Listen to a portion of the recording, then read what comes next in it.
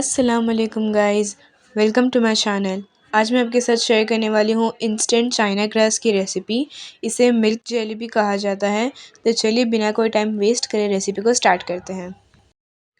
तो सबसे पहले मैंने यहाँ पे ले लिया है आधा लीटर यानी 500 ml दूध।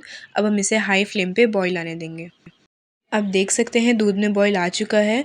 अब हम इसे कंटिन्यूसली स्टेयर कर लेंगे 3 से 4 मिनट तक, ताकि दूध अच्छे से पक जाए। 3 से 4 मिनट दूध को पकाने के बाद अब हम इसमें ऐड कर देंगे instant China grass milk jelly. यहाँ पे मैंने यूज़ किया है ब्लू बर्ड कंपनी का 100 ग्राम केसर पिस्ता फ्लेवर में। आप कोई भी कंपनी का यूज़ कर सकते हैं।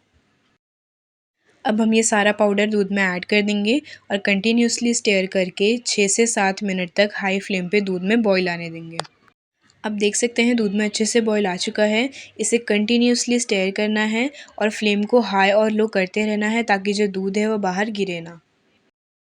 हमने दूध को टोटल 10 से 12 मिनट तक बॉईल किया है मीडियम फ्लेम पे, ताकि जो दूध की कच्ची स्मेल है वो चली जाए। दूध अच्छे से पक चुका है। अब हम गैस का फ्लेम ऑफ कर देंगे। अब हम दूध को एक बोल में ट्रांसफ़र कर लेंगे। अब हम इसमें ऐड कर देंगे बादाम बारीक चॉप करके। अगर आपके पास ड्राई फ्रूट्स में काजू या फिर पिस्ता अवेलेबल है तो आप वो भी इसमें ऐड कर सकते हैं। अब हम इसे फ्रिज में रख देंगे सेटल होने के लिए आधे से 1 घंटे तक। 1 घंटा हो चुका है और आप देख सकते हैं ये कितना फर्म हो चुका है और पूरा सेटल हो चुका है। अब हम इसकी साइड्स को लूज़ कर देंगे और एक प्लेट में ट्रांसफ़र कर लेंगे। अब हम इसे कट कर लेंगे। आप कोई भी शेप में इसे कट कर सकते हैं। इंस्टेंट चाइना ग्रास रेडी है। आप देख सकते हैं ये कितने अच्छे से सेटल हुआ है। आई होप आपको रेसिपी बहुत ही ज़्यादा अच्छी लगी होगी। अगर आपको रेसिपी अच्छी लगी तो अपने फ्रेंड्स और फैमिली के साथ भी इसे ज़रूर शेयर कीजिएगा। मेरे इंस्टाग्राम अकाउंट कनीज़ किचन 786 को भी ज़रूर फॉलो कीजिएगा।